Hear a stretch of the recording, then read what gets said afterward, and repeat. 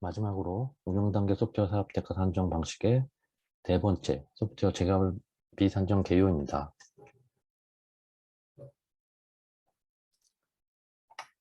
소프트웨어 재개발비 산정 개요를 설명드리도록 하겠습니다. 소프트웨어 재개발은 개발된 소프트웨어의 일부를 다시 개발하거나 발주자가 보유한 소프트웨어 자산을 재사용하여 개발을 하는 것을 말합니다. 즉, 신규 시스템 구축 사업에서 기개발되어 있는 소프트웨어 일부를 재상하여 개발하고 재사용되는 소프트웨어 일부의 변경이 일어난다면 이 부분에 재개발비 산정 기준을 적용하여 산정할 수 있습니다. 소프트웨어 개발비 사업과 마찬가지로 소프트웨어 재개발비는 총 재개발 원가의 직접 경비, 이윤 이렇게 합하여 산정이 됩니다. 이윤 역시 소프트웨어 개발비와 마찬가지로 최대 25%까지 적용할 수 있습니다. 소프트웨어 재개발비 모델은 운영 단계 안에서의 모델로서 재개발과 유지관리에 좀 구분이 필요한데요. 소프트웨어의 기능 변경 수준이 일정 수준 이상이면 재개발로 별도의 사업으로 발주하는 것이 맞고요. 그 이하이면 유지관리 사업 내에서 적용하는 것이 바람직하다 할 수 있습니다. 이에 유지관리 대상 사업의 전체 규모 대비 7% 내외의 경우 기능 개선 요구사항을 적정 유지관리 범위로 보고 있습니다. 간단한 예시를 들어 설명드리면 응용 소프트웨어 유지관리 대상 사업의 전체 소프트웨어 규모가 1000fp라고 가정할 경우 그 1000fp의 7%인 70fp 정도는 유지관리 사업에서 소화하는 것이 맞고요. 그 이상이 될 경우 재개발비 산정 방식을 통해 별도의 사업으로 추진하는 것이 맞다라고 가이드를 하고 있습니다. 재개발비를 적용하기 어려운 경우가 있는데요. 한번 읽어보시면 기능 변경 없이 사용자의 인터페이스만 변경하는 경우, 기능 변경 없이 내부 로직만 변경하는 경우, 또 기능 변경 없이 소프트웨어의 프레임워크를 변경하거나 프로그래밍 언어를 업그레이드하는 경우, 앞에 가정사항이 기능 변경이 없다라는 내용입니다. 즉, 기능 변경이 없다라 하면 기능 점수를 산정하기 수가 없다는 것이죠. 즉, 기능 점수가 산정할 수 없다면 재개발비 모델을 적용하지 마시라는 겁니다. 소프트웨어 재개발비 산정 절차를 설명드리도록 하겠습니다. 첫째가 사전 준비 활동, 재개발 대상 업무의 선정, 재개발 요건 정의하는 것입니다. 지속적으로 제가 말씀드렸듯이 역시 사전 준비 활동이 가장 중요하다고 말씀을 드렸죠. 재개발 대상 업무와 재개발 요건을 정리하는 것, 즉 재개발 대상의 업무량을 선정하는 것입니다.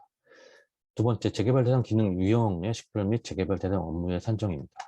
좀 용어들이 좀 어려울 수가 있는데요. 이 소프트웨어 재개발에 있어서의 대상 업무 기능 유형들을 보시면 첫 번째가 신규 개발, 또 두 번째 수정 없이 재사용, 그 다음에 수정 후 재사용, 이렇게 세 가지 유형의 기능들로 구성이 되어 있다라고 이해하시면 될 것 같습니다. 이렇게 보시면 재개발의 대상 업무인데요. 기존 인사 시스템에 있는 기능들을 수정하는 경우, 기존 인사 시스템에 있는 기능을 수정하는 것이 수정 후 재사용입니다. 수정 후 재사용, 기존 기능의 수정, 기능이 수정 후 재사용. 없던 기능을 새롭게 기존 인사 시스템에 없는 기능을 새롭게 추가할 때 이것은 신규 개발이라 할 수 있겠죠. 그 다음에 세 번째는 수정 없이 재사용. 총무 시스템에 있는 기능들을 인사 시스템에다가 그대로 재사용하는 것입니다. 이렇게 세 가지 유형의 재개발 대상 기능 유형이라 할 수 있습니다. 다시 한번 말씀드리면 기존 시스템에 없는 것을 추가로 새롭게 개발하는 신규 기능, 기존 인사 시스템에 있는 기능을 수정하는 경우, 수정 후 재사용 기능, 총무 시스템에 있는 기능을 그대로 갖다 사용하는 경우, 이때는 수정 없이 재사용 기능입니다.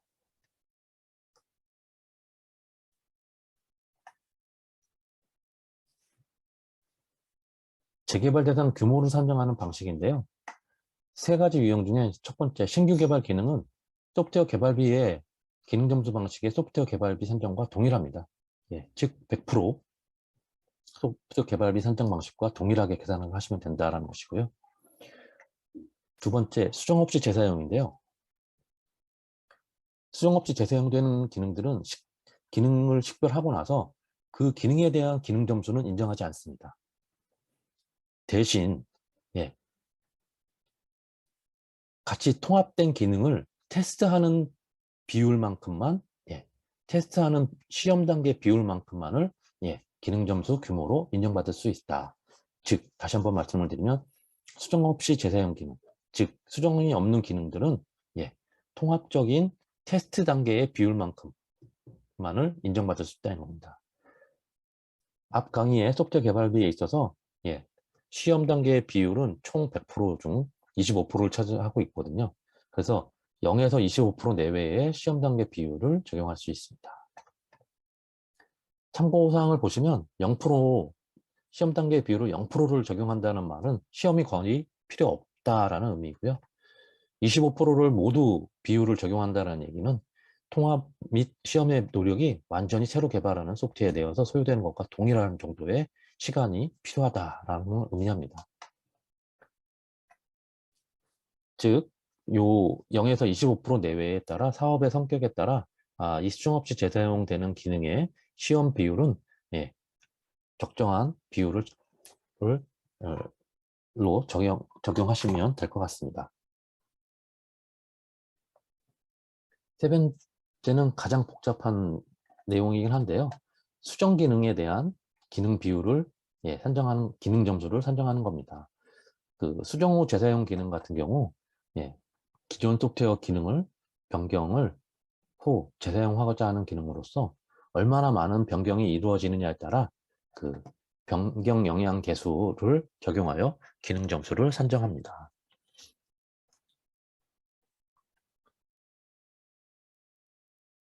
데이터 기능 변경률은 DT 변경률, 총 필드의 개수가 얼마만큼 변경되었느냐에 따라 결정이 되고요. 트랜잭션 기능 변경률은 그 FTR 관련된 그 데이터 기능의 변경이 얼마나 되는지, 또 트랜잭션의 화면의 DT 의 개수가 얼마만큼 변경되는지에 따라 변경률이 나오고요. 그 변경률에 따라 33% 이하의 변경률이 적용되면 25%의 변경 영향 계수를, 33에서 66%의 그 기능 변경률이 적용인 경우 0.5의 영향 계수를, 또 66% 초과인 경우에는 0.75의 영향 계수를 적용한다라고 가이드하고 있습니다. 좀 요 표로 상으로는 어려울 수 있는데요. 다음 예시를 보면서 설명을 드리도록 하겠습니다. 이렇게 재개발비 기능 점수가 다 산정이 되면 네 번째, 재사용 난이도를 산정하게 되어 있는데요. 재사용 난이도는 그 소프트웨어 개발비의 보정 개수와 유사한 성격입니다. 즉, 재개발 사업별로 프로젝트의 특성이 어려울 수도 있고 쉬울 수도 있다라는 내용에 따라 이렇게 재사용 난이도의 평가를 하게 되어 있습니다. 재사용 난이도에 따라 매우 어려움부터 매우 쉬움까지 점수를 10에서 50점까지로 적용하여 할 수 있습니다. 그래서 구조화 및 어플리케이션의 명확화를 했느냐, 얼마나 명확하게 정의되어 있느냐에 따라 5단계로 평가를 하고요. 또 문서화나 소스코드의 서술화 정도, 얼마나 문서화가 잘 되어 있고 소스코드의 주석이 제대로 작성이 되었느냐에 따라 또 5단계로 평가하게 되면 총 난이도 점수가 나오고요. 그 난이도 점수를 총 기능 변경 규모에 곱해서 수정 후 재사용 기능 규모가 나오게 되어 있습니다.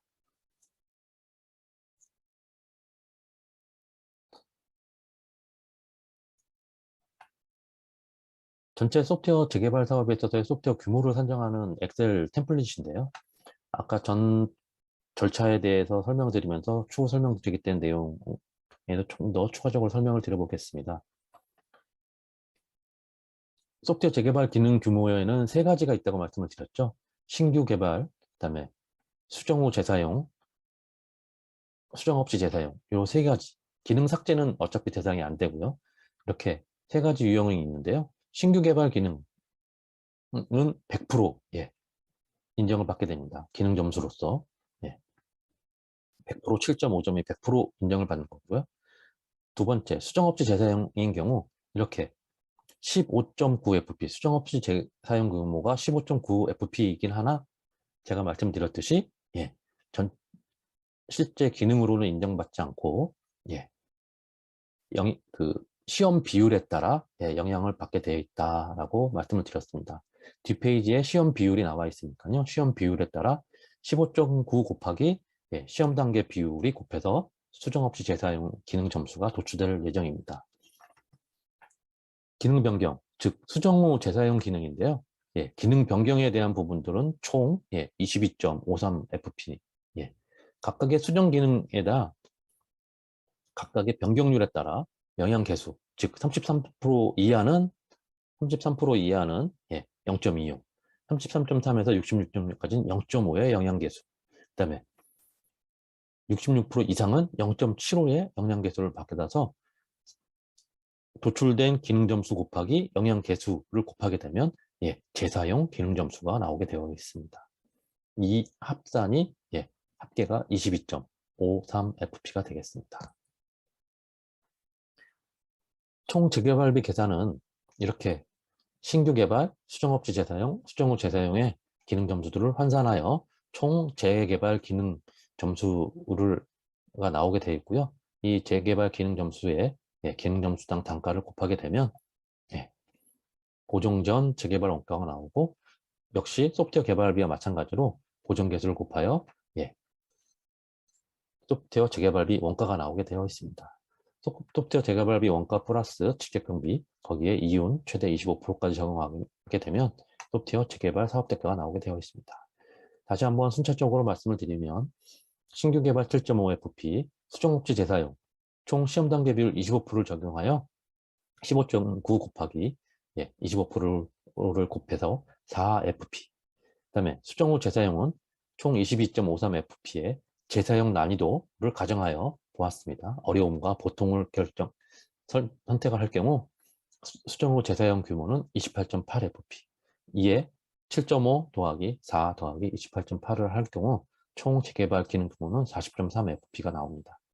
이에 4.3fp 곱하기 55만 3천원을 곱하면 보정전 개발원가 2229만 4천원이 나오고요.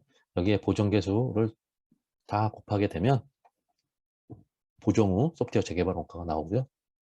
직접경비와 이윤 합쳐 총 소프트웨어 재개발 사업 대가는 3,180만원 정도가 산정이 됩니다. 이렇게 소프트웨어 재개발비 산정 개요도 마치겠습니다. 감사합니다.